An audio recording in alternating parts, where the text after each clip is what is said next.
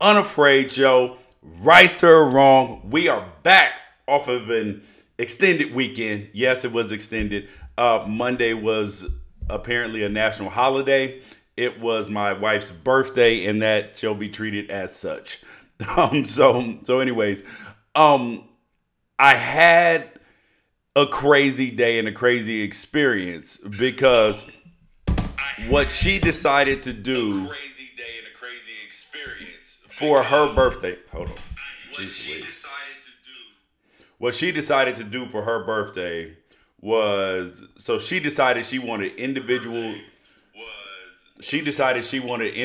dates with each of the kids, first of all, and an individual date with me. And also she wanted to go to Disneyland with the whole family for her birthday. Okay, cool. Sounds pretty selfless. All of this stuff. And my experience with Disneyland. I know I'm a dad. Know I love my kids. All of this stuff. However, my experience with Disneyland have been largely negative. Not because like Disneyland is not supposed to be the happiest place on earth and all of this stuff. I just didn't get the same enjoyment out of it. I have been more of a Knott's Berry Farms, Six Flags guy. Because, you know, they got roller coasters. They got all of this, all of that, right? And so I'm going to tell you about my experience at Disneyland as a dad and how crazy this was.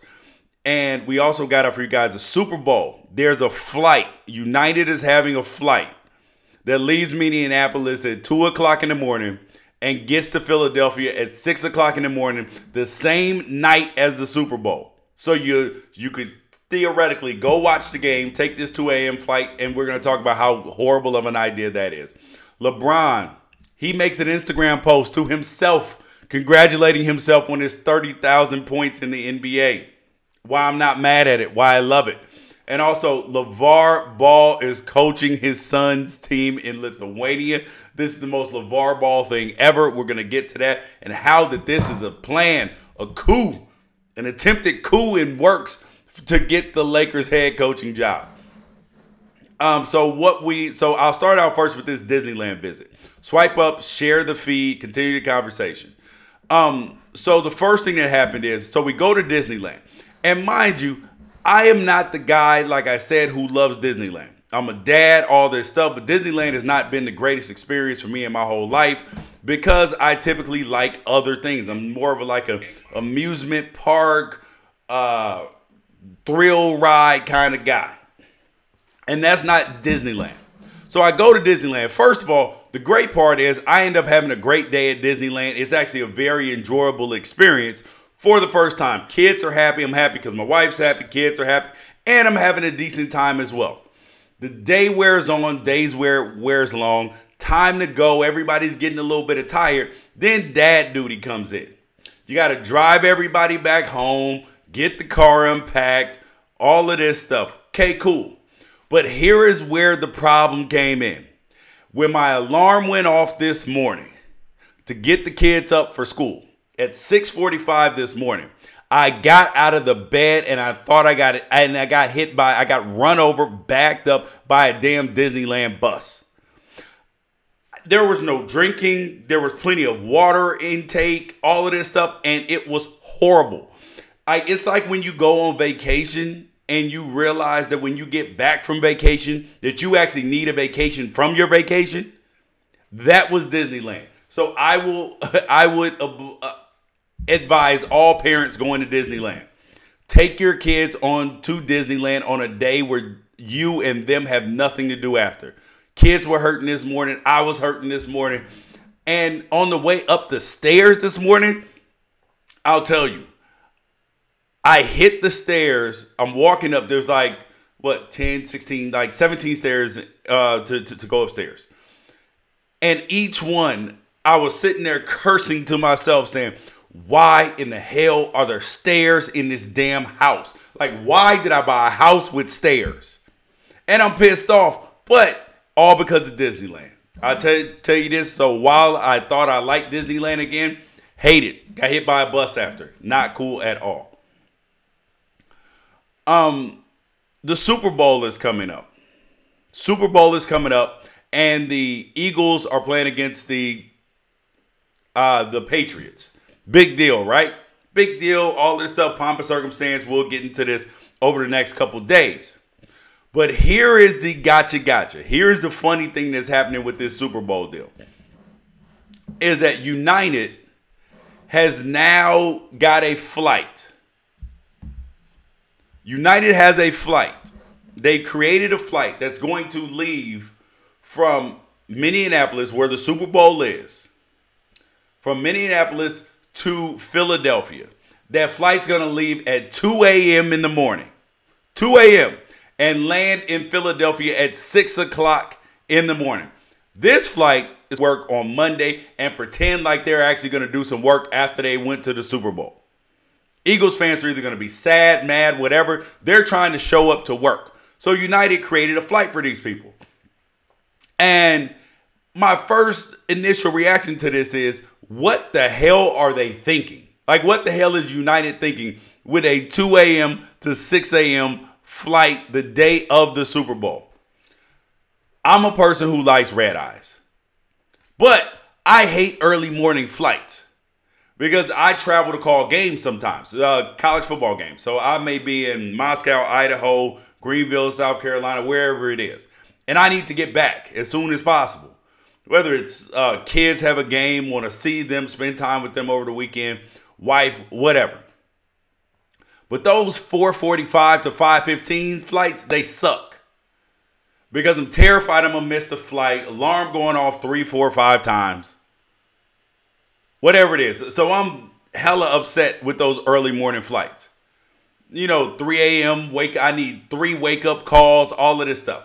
But this 2 a.m. flight from Minneapolis for the Super Bowl to get back to Philadelphia has all the earmarks of a disaster. And it's not because the early wake up, not because of all of that. First of all, who's going to be on that flight? There are 2 types of people who are going to be on that flight. First, you've got sober, responsible people who are trying to get back to work and fake like they're productive that day, or they might have a meeting, a deposition, whatever the hell it is. Like, these are people who are trying to get back to work on time. Cool. Those are the people who are responsible. They didn't drink too much. They might have celebrated. Whatever it is, they got to get back to work. Then there's the second group of people. These are the drunk people that actually made the flight.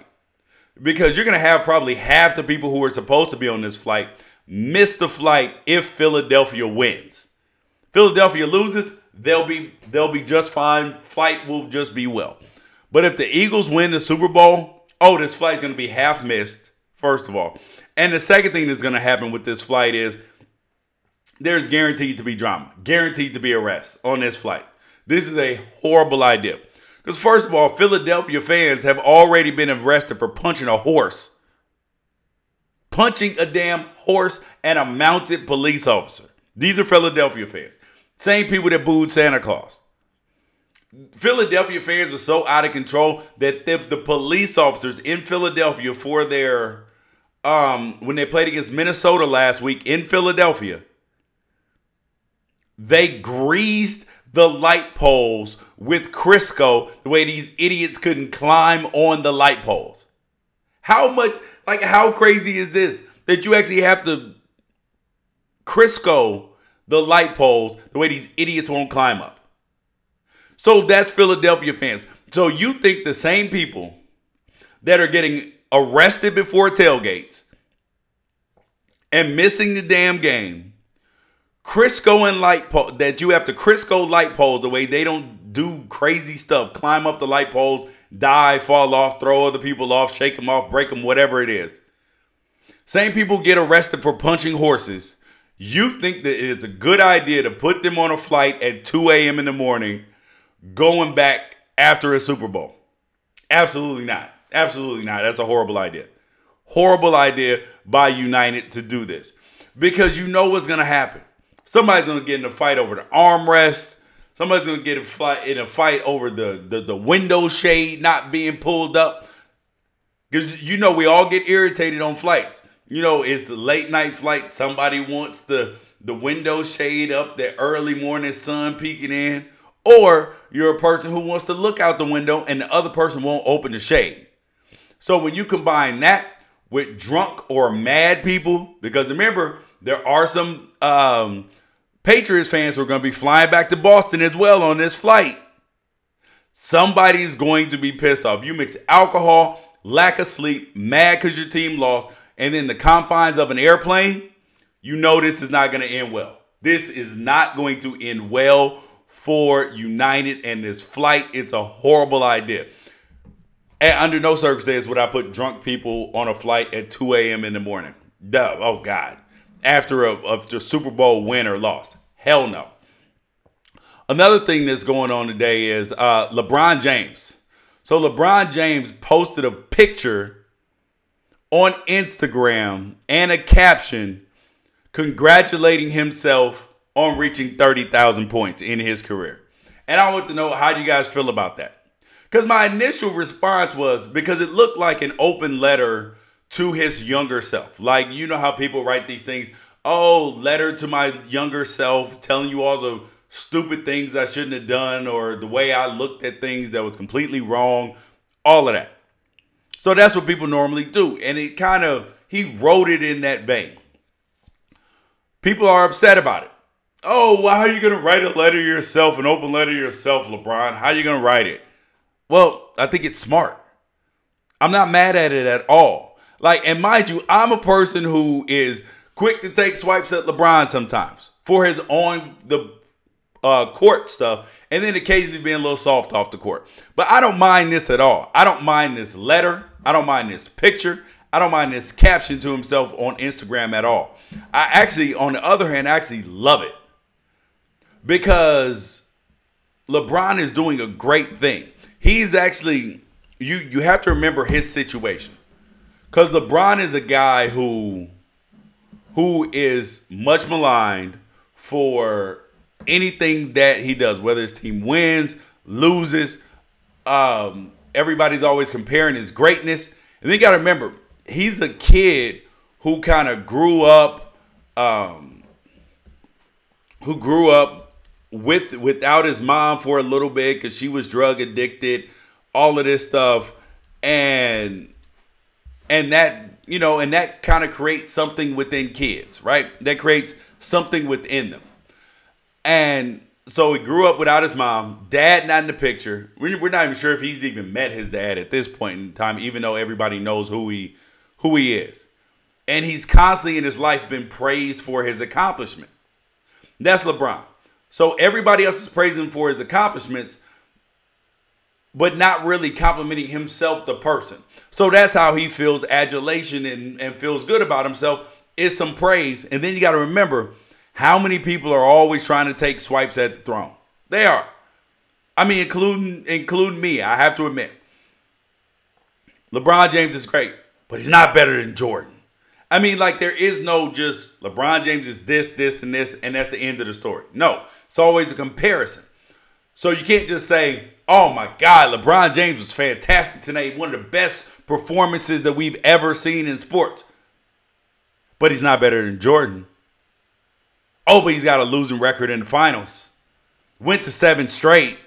So what? He lost. Jordan went 6-0. Like, why can't we just be happy for the man and his accomplishment? That's why he posted his Instagram letter to himself. And I love it. I'm not mad at LeBron for this at all. I actually praise him for this.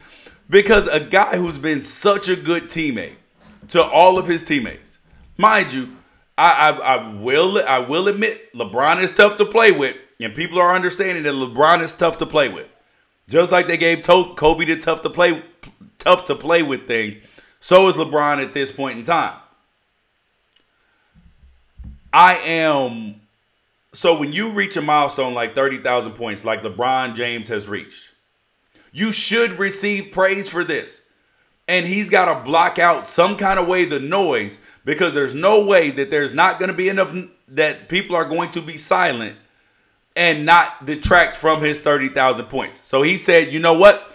I'm going to take some time for myself and realize and appreciate what I've done, what all the people who helped me get here, and where I came from. How can you knock this? How can you knock LeBron James for this? I love it. Props to you, LeBron. Good job, buddy. And now, I mean, and this is a man. I think the one thing that is not noticed enough about LeBron James is the fact that he grew up in the public eye. Like, this is a person who's grown from a 16-year-old kid being on the cover of Sports Illustrated to being a 30-some-year-old man right now. I mean, in front of our eyes. And and if the decision when he left Cleveland to go to Miami and televised it is the worst thing that he does in his whole entire career, guess what? Like, the dude is winning. Michael Jordan had scandals surrounding his dad's death, gambling, all this stuff. Kobe had a rape case. Wilt Chamberlain slept with the whole entire country. Magic Johnson got HIV. You got, all of these people at the top of the list, top of the food chain, have some scandals and something to knock them down. And if LeBron James, the worst thing that he's done is the decision, guess what? Props to you, my friend. And he's grown up. This dude has become a dad. He's become a husband, a philanthropist, an entrepreneur. All of this in front of us. Like, and people constantly swiping. Because we all like praise. Everybody likes praise. Everybody likes to be acknowledged when they do something great. Now imagine if your kid comes home from school with straight A's on his report card and he's got 1 S. So he's got straight A's, AEE, work habits and cooperation, or whatever it is. AEE. And then he's got 1 ASS. And you're like, oh man, this is a great report card. This report card is cool, but you got these 2 S's, kid. What's going on? You got to fix this, because this is not good. This ain't going to work, kid. Everybody would look at you like you had crap on your face. They'd be like, yo, what's up with you? This is excellence. Don't try to knock it down. Just appreciate it as excellence. And then there could be a footnote about the other stuff. But let's not act like that everything's going awry and like this is just something horrible. So you don't appreciate greatness when it's in front of you. Same thing is just like, you know, if your kid goes out and, I'll give you a perfect example.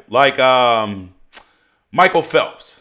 Michael Phelps, the most decorated Olympic athlete of all times. And then, he's got 21 gold medals or whatever it is. And somebody said, oh, man, but how about those 4 bronze you got, buddy? And those 2, 3 silvers. Oh, man, you should have won those.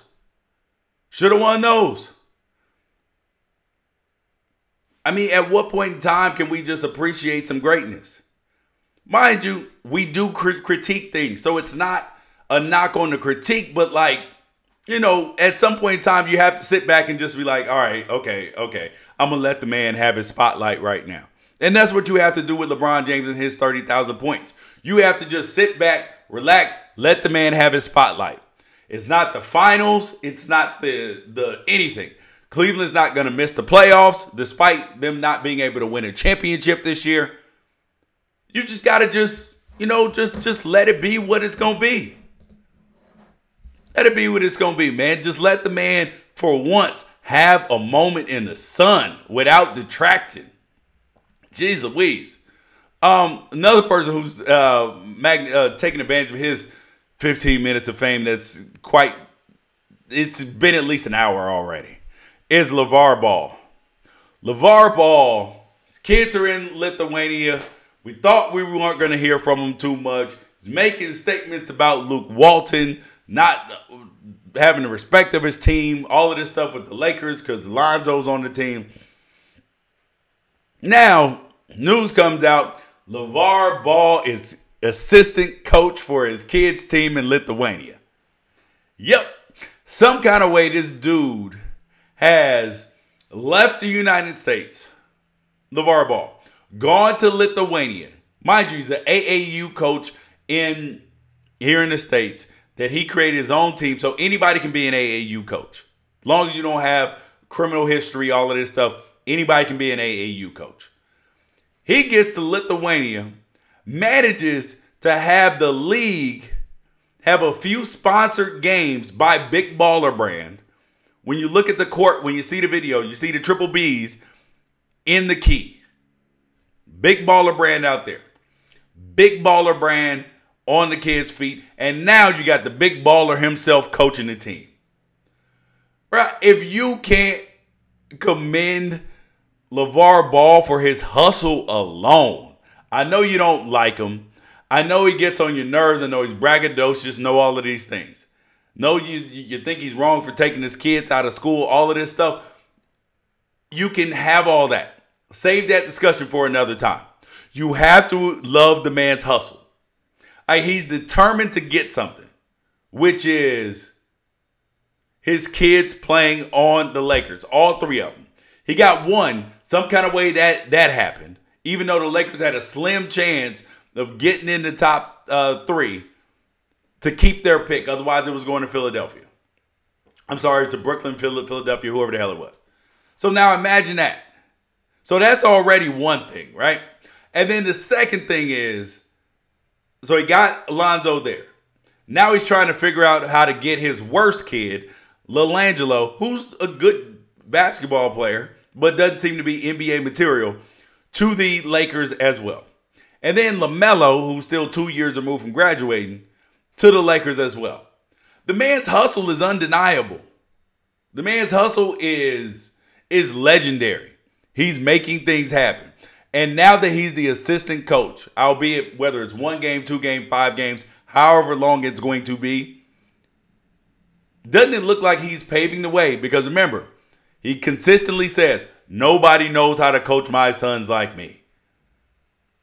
Yeah, that's true, because I know I have kids.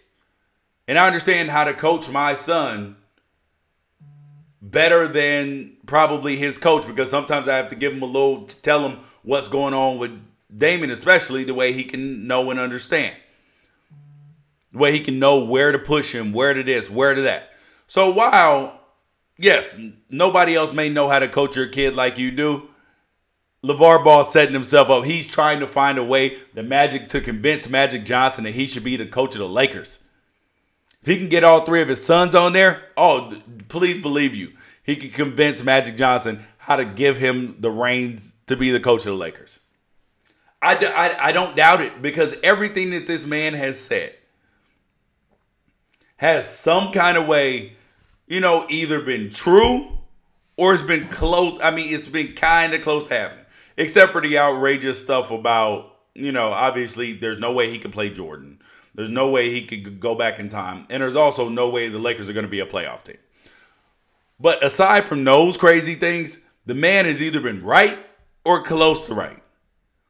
So when he's assistant coaching the team in Lithuania, please believe you, he's going to find a way. I mean, like, this dude is like Kevin Spacey in House of Cards.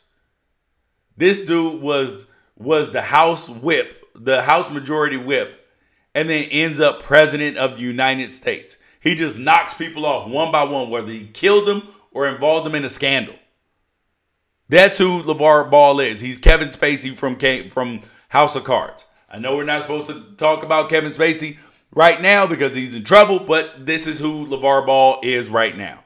That's who he's been. I'm telling you. And I do not put it past him to find a way to be the Lakers coach. I don't. How could I? This dude has gone to Lithuania, got big baller brand on the map, still relevant anytime he says something. He's now coaching the team. How can I not think that this is going to happen? Why would I not believe it on some level? You have to. Guys, thank you guys for joining me today. Unafraid Show. Right or wrong. Please like the feed, share the feed. Tell a friend. Make sure they know to come watch Unafraid on a daily basis. You can download the podcast as well on TuneIn or iTunes. Just look for Unafraid Show on either one of those platforms, or you can check it out here where you're watching it now as well, or on YouTube. Like, swipe up, share the feed. Peace out. I will catch you guys tomorrow.